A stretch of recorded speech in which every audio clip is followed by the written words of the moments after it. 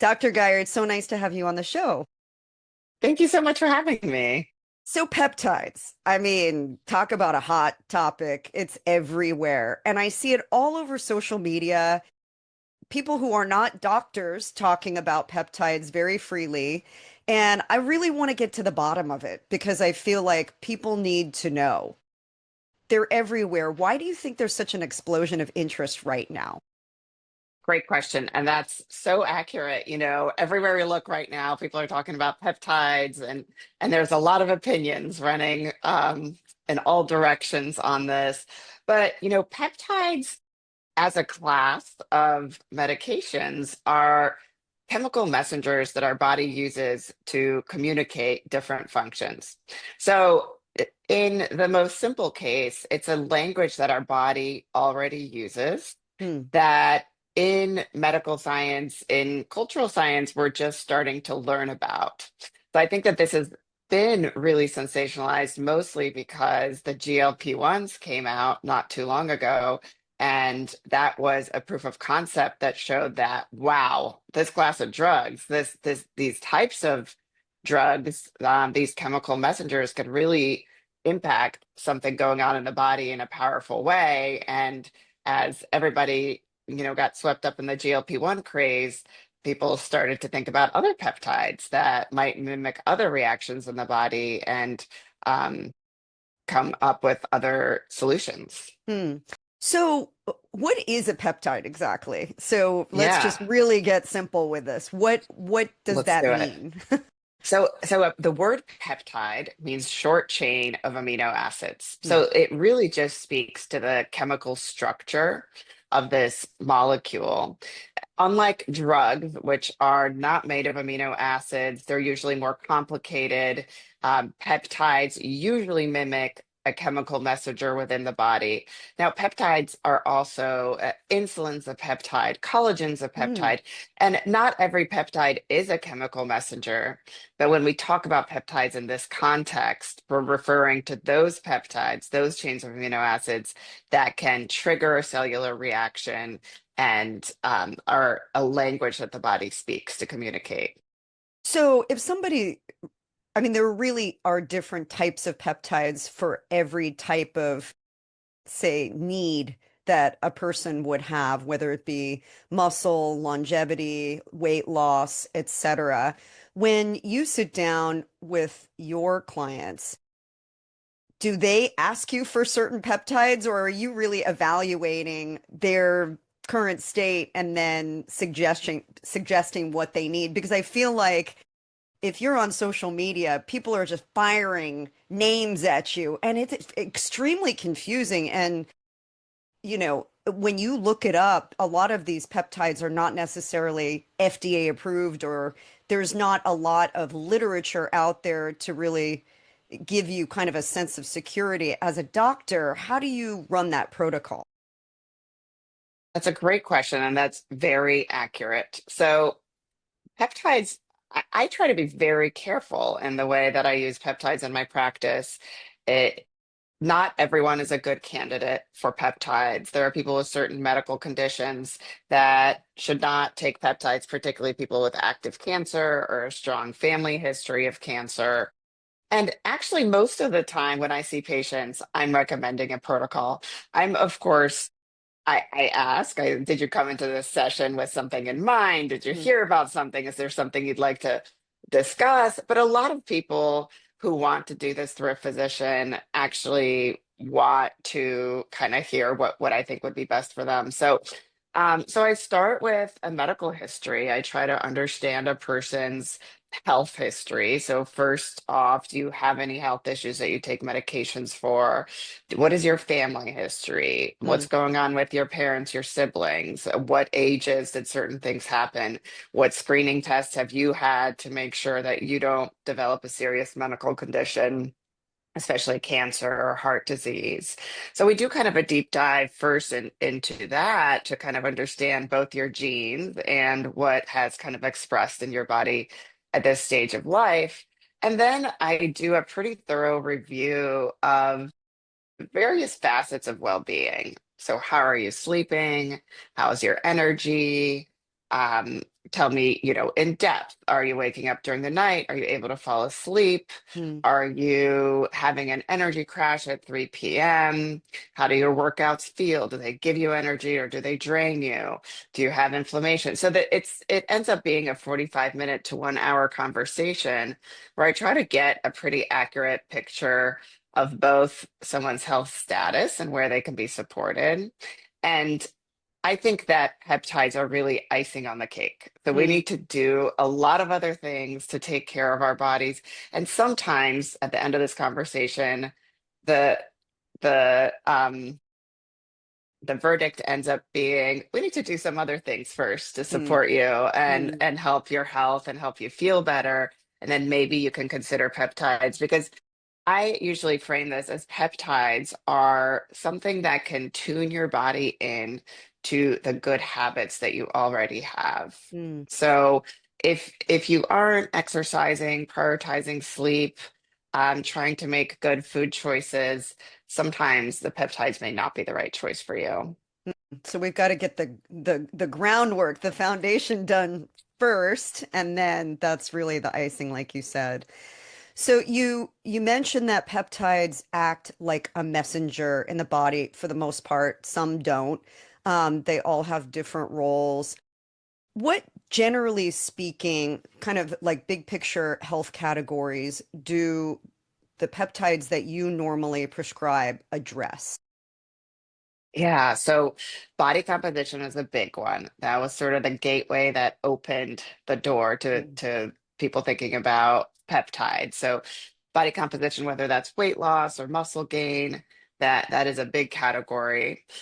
Inflammation and autoimmunity, as well as chronic injuries, is another big category because there's a number of healing peptides that can both tune up the immune system and deal with overactive inflammation as well as help heal some minor injuries. It's not go if you have a completely torn labrum or rotator cuff, it's not going to magically bring it together. mm, It's not magic, but it can help you get more out of PT. It can help healing take place faster. So there's a healing immune system peptides. mm, There are peptides for cognitive health. So, peptides that can reduce anxiety, that can help us focus better, that can reduce neuroinflammation, which most of the science that's evolving now in mood disorders, both anxiety, depression, as well as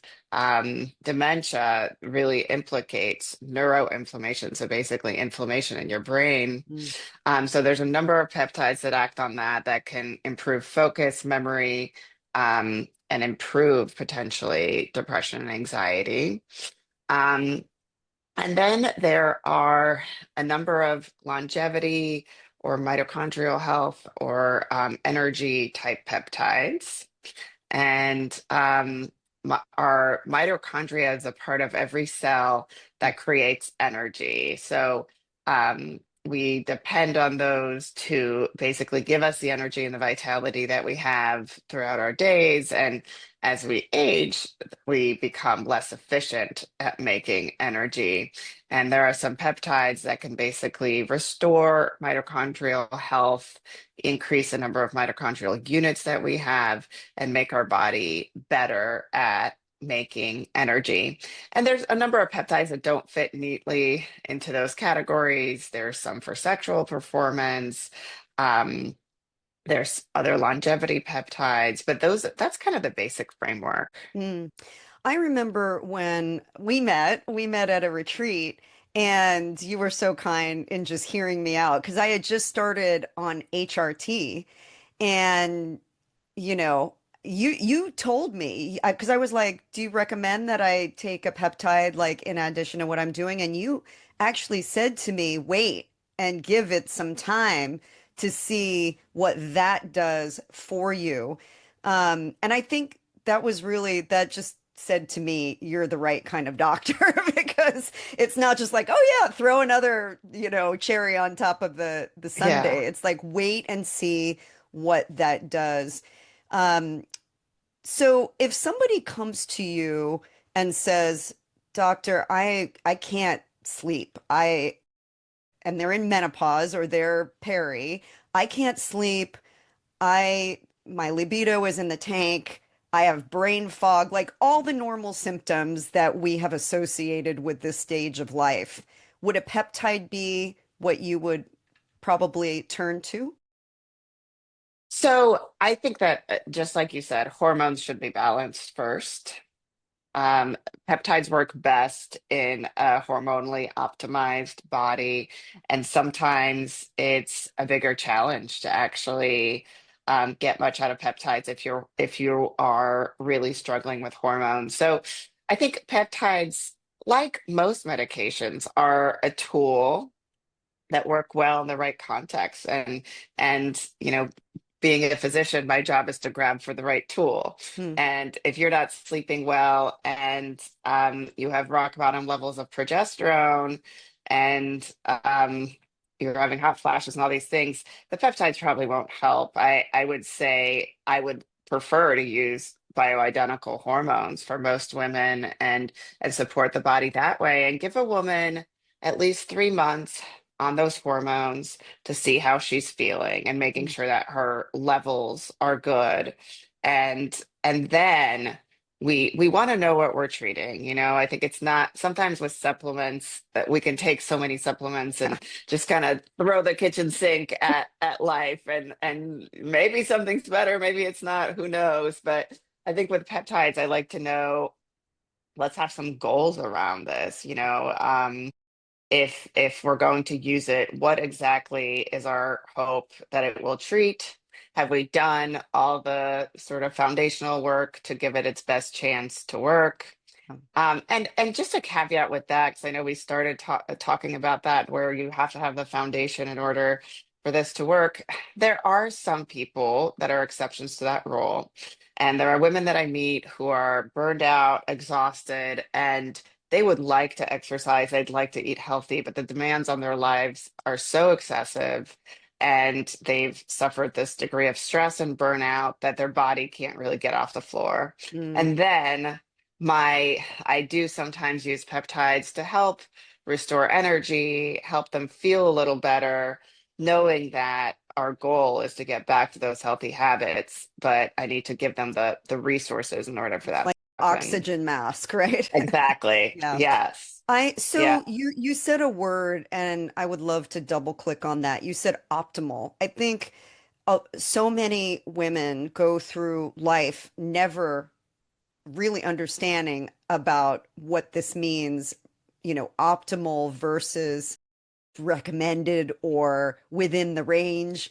We go to the doctor, we get blood work done, we get our blood work back. It's like, okay, what does this mean exactly?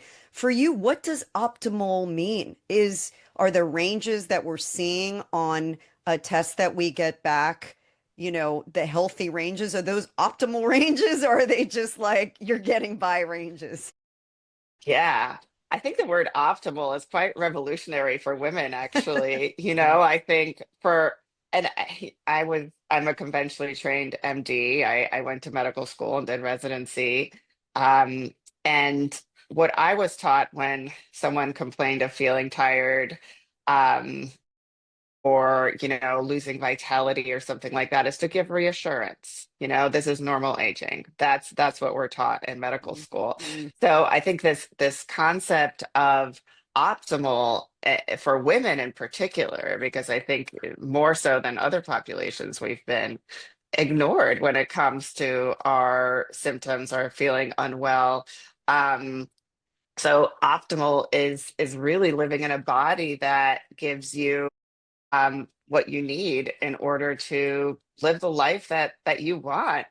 So I think conventional medicine is well suited for chronic illness, for serious illnesses, and those ranges that we have are certainly not optimal. They are compared to a population normal so that you don't develop a life-threatening disease that will kill you. mm, And in the last 50 to 100 years, we've increased the human lifespan by quite a bit. Mhm. Until about 100 years ago, the average lifespan for most of human history was 45.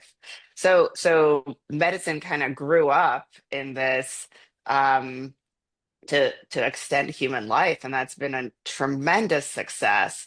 But I think now doctors like myself and others are asking, well, how do we feel during those Mm, last 40 years? yeah. How can we get the most out of it? People don't just want to be alive, you know? Yeah. Amen to that because for so long, I don't remember my mom ever telling me about hormones or taking Right. hormones. I know she was on them, but I know that until the day that I didn't see her again, she was still having hot flashes, Mm, and she passed away at 77. So, like, I think so many of our mothers, grandmothers, they suffered in silence. And now we have, and I feel like this conversation's really just opened up in the last, I'm going to say 5, 6 years, because when I hmm. first, in 2020, when I first went to the doctor saying, I don't feel good and I need some help, she told me I wasn't a candidate for HRT. So there's like a lot of new stuff coming out now. So, do you feel like we're sort of in the same era, generally speaking, with peptides? I mean, you can go online and buy peptides off like some random website, and I'm like, is that what we've come to? Is that a danger in your, I mean, that's a rhetorical question, but what is the danger here of making it so widespread now that it's like, here, candy, buy it here? Right. Yeah. I think that there's a lot of danger there. Unfortunately, I don't think that this is something that should be taken over the counter like vitamin C or a multivitamin. Anything that's injectable, and most peptides are injectable, pose a number of risks. And in order for peptides to be safe, they have to be sterile, which means that there cannot be any bacteria that gets into the vial. They also have to be pure, so what's in there has to actually be just the compound that's intended to be in there, and they have to be free of endotoxins. And in the way that peptides are produced, most of them do contain endotoxins, and that's an expensive step to reduce them, to Mm, remove them. So there are fake certificates of analysis all over the internet. that's There's, crazy. I mean, this has just become a huge industry, and um, so, and there are people for whom taking peptides is not the right thing, especially growth hormone promoting peptides, or those peptides that can create new blood vessels if someone has not only cancer, or pre-cancer, or fibroids, or something that is sensitive to growing. Um, you don't want to take these things. So I think it's quite Mm, nuanced. There are people who take way too many. There are people who take the wrong dosage. mm, There are people who get infections. So I think that this is a serious class of medications that should be managed with a physician or a clinician, and should be used carefully and in the right timelines. And like you said at the start, there's still a lot that we don't know about peptides. mm. So even though they can be incredibly useful in some cases, I always have an honest discussion before we decide that we're going to do this. This is what we know. This is what we don't know. This is what's biologically plausible. This is the studies that we have both in animals and in humans. And I want to make a decision with you whether the benefits outweigh the risks. Mm, And in some people who, maybe have crippling arthritis and are immobile, getting you back to walking, that's a benefit that sure. that is pretty serious. So I think it's a risk benefit analysis in every person, and having a trusted clinician who can understand your physiology Yeah. before you embark on this is the way to go. Yeah, I have watched some people, celebrities in the media that have just wasted away. And Yeah. we I I would never judge anybody because you don't know what's happening behind the scenes, but I'll take, Demi Moore, for example. I just associate her with being the picture of strength and G.I. Jane, and now I just see her as so frail. And what do you see the risk is for aging women to potentially start a GLP-1 and then lose their appetite and lose their muscle? It seems to me like Yes. that is a really slippery slope. Absolutely. And that is so dangerous. And I know that your audience knows this, but muscle is our currency of health as women. And after age 50, we lose 1 to 2% muscle mass each year So naturally, unless scary. we It's so so scary. scary. Absolutely. Jeez, Yeah, so and fast. frailty, Wow. frailty is certainly a risk factor for all chronic disease. It is a risk factor for fatal cancer. It's a prognostic factor of whether somebody will come through a serious illness like cancer or heart disease. So we need healthy muscle, and again, I think there's a place for these if they are used correctly, judiciously, with a lot of monitoring, and we have to be really intentional about protecting or building our muscles. I think it's one of the things that my clinic prides itself on is that most of our patients who do GLP-1s either maintain or gain muscle. Most of the time they gain muscle. But Hmm. that's because we stay at lower doses. We're very intentional on coaching people to be exercising, to be eating the right things. And in that way, it can be a positive result. Hmm. That I like what you said about the lower doses that you can, you could, I guess it's called microdosing or Yeah, something of that nature.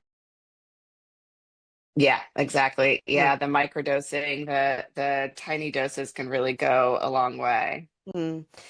The future of medicine, do you think that peptides are the future of medicine? Do you think this is sort of like the thing that's here to stay that is just going to become more and more, just a regular thing? I hope so. And we need more research. We need more studies. I think that it will be part of the future of medicine in the sense that it opens the door to regenerative medicine, where rather than chasing a problem that or a chronic illness, we can be a little bit more proactive with tools like peptides to build healthier bodies that are not developing chronic illness. Um, so I hope that it opens the door to more regenerative medicine, that we get more studies, and that we're able to help people heal rather than just put band-aids on chronic Yeah, conditions. like that. Okay, Dr. Geyer, ready for a little rapid fire?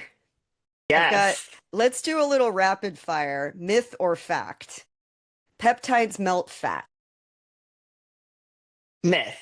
Ah, myth. So peptides can help you lose weight, but again, it really depends on your underlying habits. Okay, I love that you said that. Peptides Mhm. can replace exercise. Myth or fact? Myth, absolute myth. Come on, So if you're not folks. exercising, yeah, Yeah. exercise is your biggest lever in health, and absolutely cannot replace that. Do you have to pound your body into the sand to exercise or? No, not at all. Movement. The body thrives in movement. So rather than lack of exercise can be thought of as a medical condition or a disease Mm, because our bodies evolved over 100,000 years to be super active, and we mm. need those inputs in order to maintain health. So, but that does not mean that you have to exhaust yourself or be Arnold Schwarzenegger. Yeah. You just need to move. Yeah. Okay. Oral peptides are the same as injectable peptides. So mostly a myth. I think that we're starting to see some technology. Most peptides taken orally are broken up in the stomach into amino acids, and they never get to where they're supposed to be. Mm. There's some new technology coming up with oral strips that stick to the upper palate. Mm, and are absorbed there before hitting the stomach and being broken down. So far, I think they're about 80% as effective. So I think we're going to be seeing more of that. But right now, the injectables are the ones that work best. okay. And I know what the answer is already, but we're going to ask it anyway, just so people get it in their heads. You don't need lifestyle changes if you're on peptides. Myth. Myth, myth, myth. Big myth. Big, Yes. big red light. Myth. Yes. Okay. Don't lose Absolutely. your muscle. Build that Yes. badonkadonk. That's Literally. right. I Yes. interviewed a gentleman a few seasons ago who got hit with this crazy, I don't, it was like the craziest story, but he got hit with this disease that attacked his muscle, and he was a power lifter, and thank God he had muscle because he lost like 40 pounds. Can you imagine that kind of Mm. attack on your system and not having it? Is your insurance. Do not fall and break a hip because you're frail. Like, we can't hit this over the head enough. How much protein do you recommend women get in this stage of life? And we'll kind of end it there. Yeah. So at least um at least 1.2 grams per kilogram of lean body mass. And for most women, I'd like them to get at least 100 grams. It depends how tall you are, but aiming for at least 30 grams per meal and spreading that out throughout the day and getting at least 100 grams in a day is good. Yeah. 120 for more active women, for larger women. And if anybody has questions on how to do that, your girl's got you. Okay. And we have a protein guide at therealdish.com that gives you recommended serving sizes, what the protein is, and then, of course, how to incorporate it into your day. It's not hard to hit. It sounds like a big number, but literally 4 ounces of chicken breast is almost 30 grams of protein. So it's not hard to do. We can do this together. So, is there anything that you would just leave us with, Dr. Gajer, on peptides and this conversation in general? Yeah, I think I just want to empower women to think of the midlife transition of the as a revolution in your life. You know, we don't have to just feel lousy all the time and be tired and not have the energy to do the things we want to do. This could be a stage of life that can be really beautiful, where for the first time you really know yourself and you can build your life in a way that makes you happy and helps you enjoy the people around you. That's so wonderful. I love that reinforcement. This is the new Yeah. chapter. Let's write the best Yes. new chapter that we can and be intentional about it. Because I do think that sometimes life just kind of grabs you by the neck, the scruff, and takes you where it wants to in your earlier years, but you get to chart a new course now. Where can Yes. people find you, Dr. Geyer, and schedule some time with you to get some customized Yeah. information? Yeah. So online, we're at theguirepractice.com. And There's we'll a put that button in the on show there. notes. Hmm. Yes, there's a button on there to book a free intro call. That's a great way to get started, and we'll just tell you whether it would be a good fit and whether we can work with you depending on your goals. We're also on Instagram at the Gaia Practice. Thank you so much. This has been so informative. Don't just go out and make your own medical decisions, people, even supplements, if they are taken in the wrong way, can pose a risk. So let's be smart about what we do, get advice from actual physicians, professionals, clinicians that know what they're talking about. So I appreciate your time so much. Thank you. This was great. Thank It's you so been much. wonderful.